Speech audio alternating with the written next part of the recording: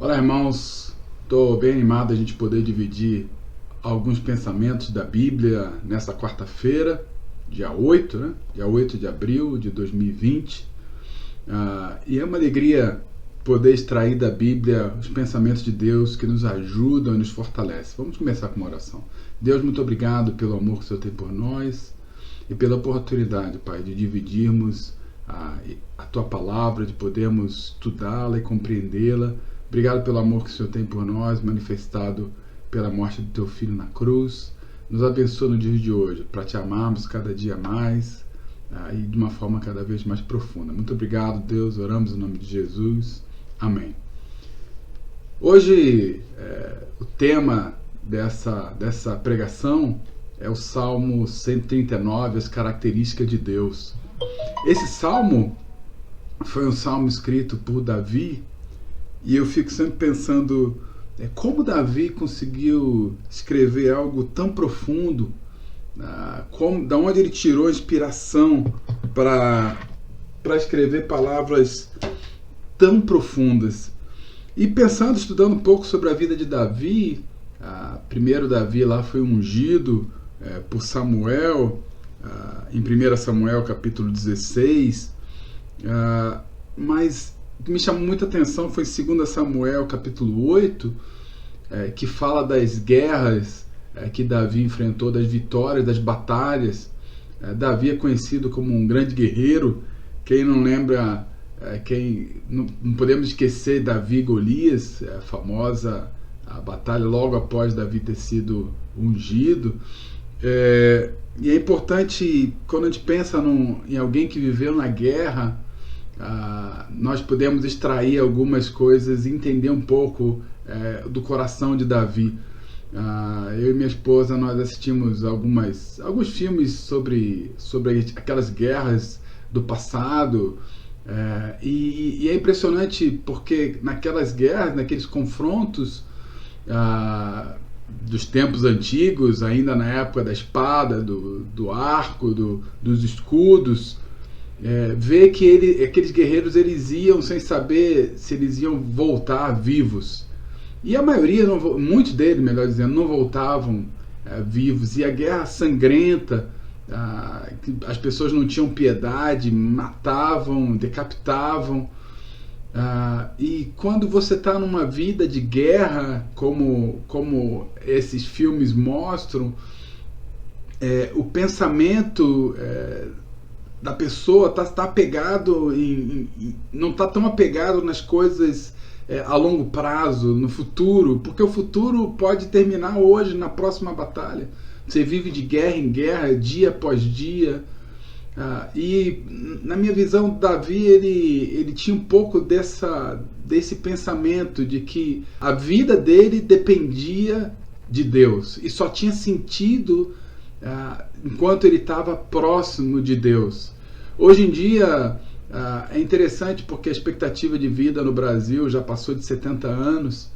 Então, no fundo, a gente sabe que a gente pode morrer a qualquer dia, mas no íntimo nós conseguimos planejar a nossa vida, pensar no futuro, porque, em regra, a maioria das pessoas vão viver um bom tempo ainda.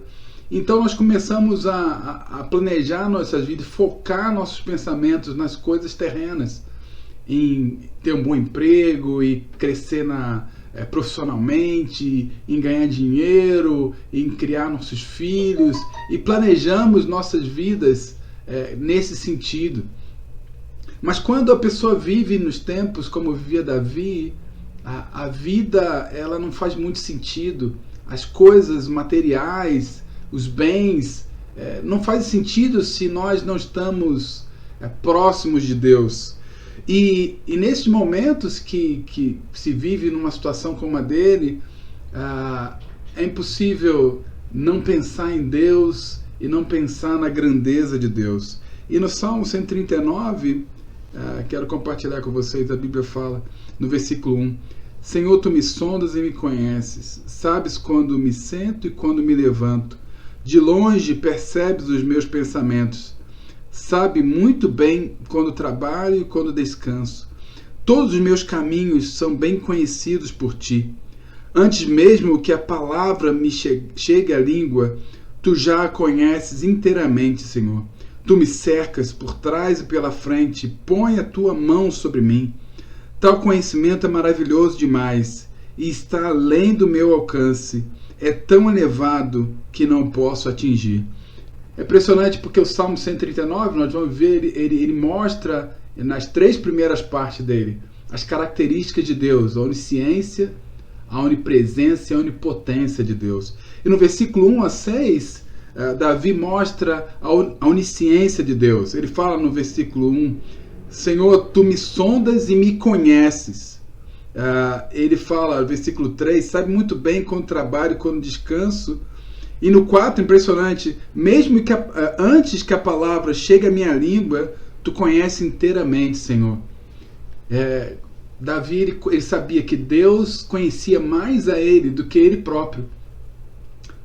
É interessante porque a gente tem, alguns de nós somos casados, ou temos amigos profundos, e por mais que nossa esposa, nossos amigos, nossos pais nos conheçam, eles não conhecem tão profundamente quanto Deus. Nem mesmo nós conhecemos a nós mesmos da forma que Deus nos conhece. E ele fala aqui no versículo 6, tal conhecimento é maravilhoso demais e está além do meu alcance. Uma das grandes coisas que causa angústia no coração do homem é tentar conhecer a mente de Deus por inteiro, é conseguir entender tudo que Deus faz. E às vezes a pessoa, eu não entendo por que essas coisas acontecem, eu não entendo por que a vida é assim, eu não entendo porque Deus permite determinadas coisas. Mas a Bíblia fala, e Davi fala aqui no versículo 6, o seu conhecimento está além do meu alcance. Nós precisamos, na verdade, construir um relacionamento de confiança com Deus, de forma que, mesmo sem entender profundamente os planos de Deus, nós confiamos nele. Provavelmente Davi também tinha essa visão. Olha, eu não sei por que Deus permite que nós passemos por tantas guerras, por tantas lutas, por tantas dificuldades, mas eu confio em Deus, porque eu sei que o conhecimento dele, a visão de Deus, está muito além da minha visão. Você imagina o universo, né?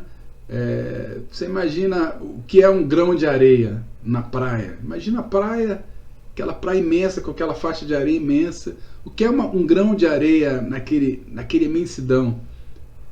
Esse é o planeta Terra no universo. É um grão de areia. E nós somos um grão de areia no planeta Terra. Então você imagina quanto Deus é grandioso, fisicamente falando, como Deus é imenso. E como nós vamos ter a pretensão de tentar entender todos os pensamentos de Deus. Deus é onisciente, o pensamento dele é maravilhoso, como fala Davi. No versículo 7 a versículo 12, a Bíblia fala: para onde poderia me escapar do teu espírito? Para onde poderia fugir da tua presença? Se eu subir até os céus, lá estás. Se eu fizer a minha cama na sepultura, também lá estás. Se eu subir com as asas da alvorada e morar na extremidade do mar, mesmo ali a tua mão direita me guiará e me susterá. Mesmo que eu diga que as trevas me encobrirão e que a luz se tornará noite ao meu redor, verei que nem as trevas são escuras para ti. A noite brilhará como o dia, pois para ti as trevas são luz. Impressionante, irmãos. Do 7 a 12, Davi está mostrando a característica da onipresença de Deus. Deus está presente em todos os lugares. No versículo 7 ele fala: para onde poderia eu escapar do teu espírito? Lendo essa escritura eu me recordo de Adão e Eva, quando Adão peca, e ele se esconde, tenta se esconder como se isso fosse possível, né? Se esconder de Deus no paraíso, né? Irmãos, e muitas das vezes a gente tenta fazer isso, não é? Viver uma vida escondida de Deus, mas Deus, ele está em todos os lugares. Não adianta se esconder de Deus. Mas, por outro lado, no próprio versículo 10, ele fala que mesmo ali a tua mão me guiará e me sustentará. Ele fala no versículo 9, anterior, se eu subir com as asas da alvorada e morar na extremidade do mar. Por outro lado, nós não podemos fugir de Deus quando fazemos coisas erradas ou pecamos, mas por outro lado a Bíblia fala que mesmo se nós formos para a extremidade do mar, Deus vai estar lá, junto conosco. Eu sempre penso uma coisa, às vezes nós temos uma ilusão, como homens, de que nós somos o centro do universo, né? E que todo mundo se preocupa conosco, a vida gira em torno de nós. E eu sempre gosto de fazer um exercício de pensar assim, raciocinar assim, nesse exato momento, ninguém no mundo está pensando em mim. E, na verdade, na maioria das vezes, ninguém está pensando em você. Às vezes a gente pensa no filho, na esposa, nos amigos, mas não conseguimos pensar em todo mundo o tempo todo. Porque nós não somos onipresentes, nós só conseguimos estar em um local cada vez. Mas Deus está conosco o tempo todo. Quando a gente dorme, quando a gente acorda, quando a gente peca, quando a gente se arrepende, quando a gente ganha, quando a gente perde, em todos os lugares, em qualquer momento.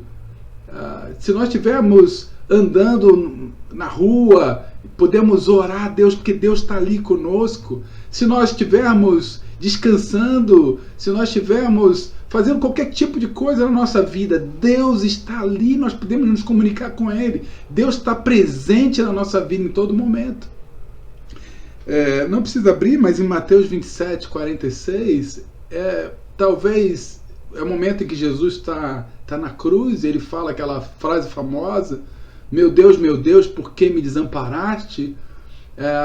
Eu não acredito que Deus realmente tenha desamparado a Jesus ali, mas o ponto é que naquele momento, mais do que a dor da crucificação, Jesus sentiu, quando ele carregou sobre ele os nossos pecados, a tristeza mais profunda que ele já tinha sentido em toda a vida, que era o distanciamento, um sentimento de distanciamento de Deus.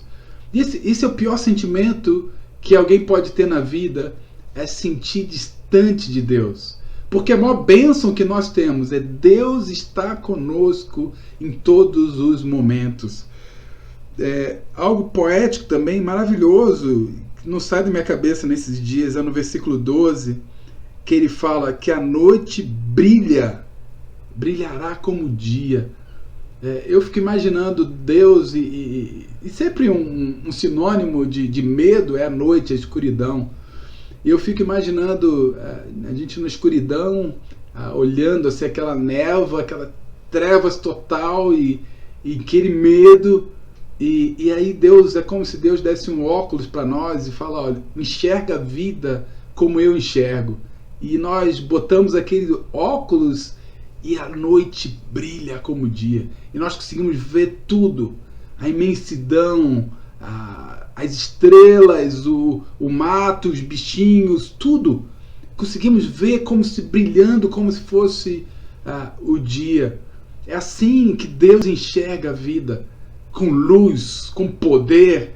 E é impressionante porque mesmo nos momentos mais escuros, e Davi provavelmente aqui poderia estar se lembrando de batalhas, de momentos em que ele podia estar pensando, nós não vamos ganhar essa batalha, enxergando a vida de um ponto negativo, mas quando se volta para Deus, a noite brilha como o dia. E isso vale para nós também. Nos momentos mais difíceis, nós não podemos olhar para a vida com olhar humano, porque aí nós vamos ver as trevas, porque essa é a nossa visão humana diante da dificuldade. Mas quando nós olhamos a visão de Deus, a noite brilha como o dia. Não é incrível, irmãos? Continuando, no versículo 13, a Bíblia fala, tu criastes o íntimo do meu ser, e me teceste no ventre de minha mãe. Eu te louvo porque tu me fizeste de modo especial e admirável. Tuas obras são maravilhosas. Digo isso com convicção. E aqui nessa outra parte de Salmo 139, Deus é onipotente. Ele fala no versículo 14: eu te louvo porque me fizeste de modo especial e admirável. Essa semana eu estava estudando com meu filho, ele ia fazer uma prova de ciências, e eu falei para ele, olha, impressionante como Deus fez o corpo humano. E é impossível que isso tenha sido feito do nada, isso seja fruto do acaso, de uma explosão. Tudo no nosso corpo foi bem pensado, cada coisa tem uma função específica. E Davi está, mesmo muito tempo atrás, a ciência não era tão desenvolvida quanto hoje, mas era óbvio, como é óbvio hoje, e Davi fala, eu te louvo porque tu me fizeste de um modo especial e admirável. Deus é poderoso, é todo poderoso, e Davi está louvando a Deus por isso. Ele fala, tuas obras são maravilhosas, digo isso com convicção. E até por isso em Romanos, nós falamos na última pregação, como Deus fala que o homem é indesculpável, porque o poder dele está manifesto em tudo. Tudo que você olhar, você vê o poder e a grandeza de Deus. Queria terminar, irmãos, com Atos, capítulo 5,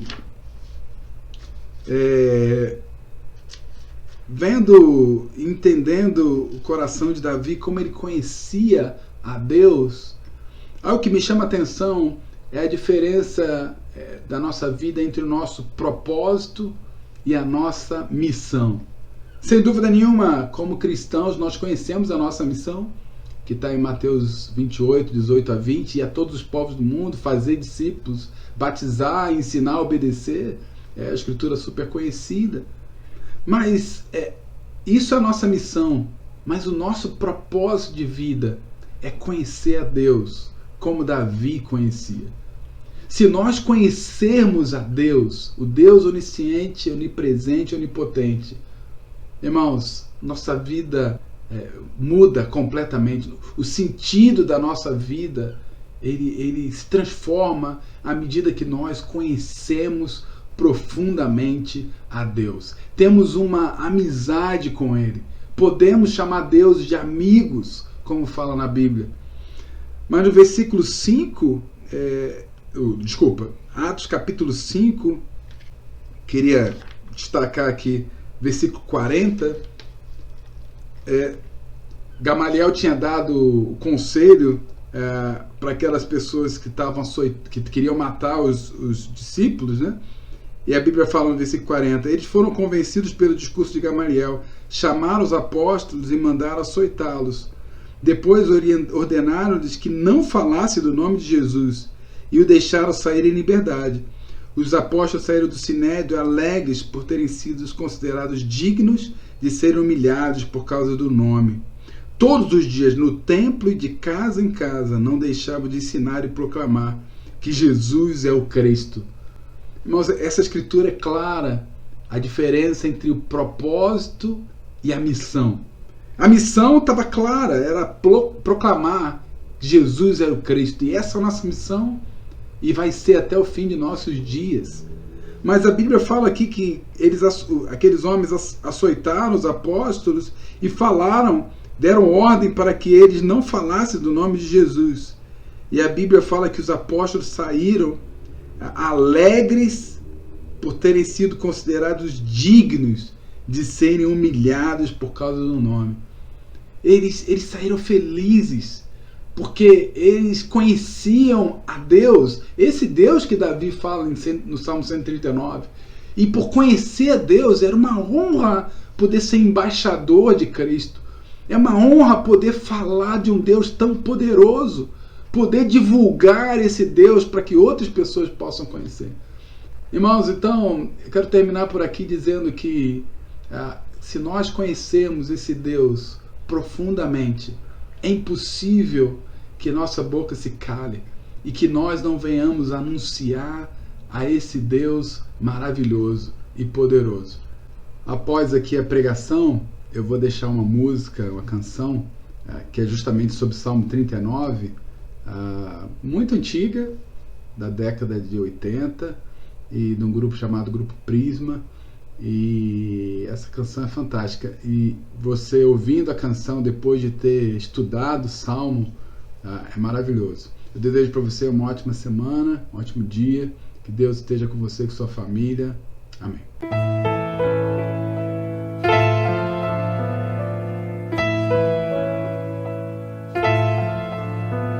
Senhor, tu me sondaste e me conheces. Conheces o meu deitar e meu levantar. Por onde eu irei do teu Espírito? E pra onde fugirei da tua face? Se tomar as asas da alva, se habitar nos extremos do mar, até ali a tua mão me guiará, tua destra me susterá.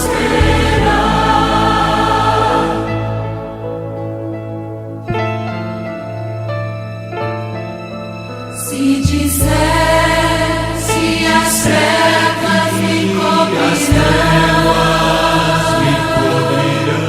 e a noite escurece ao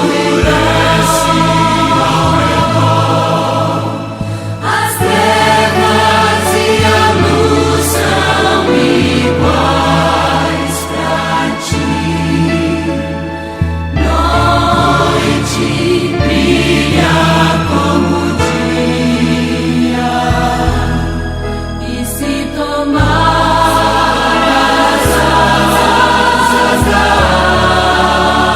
alva, se habitar nos extremos do mar, até ali a tua mão me guiará, tua destra me susterá.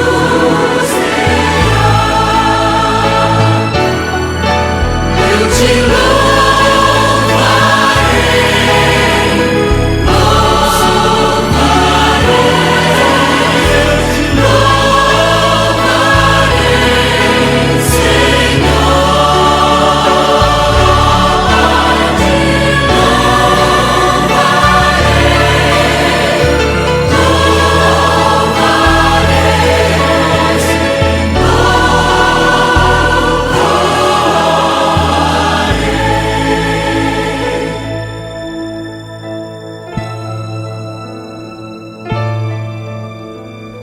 Tu criaste-me,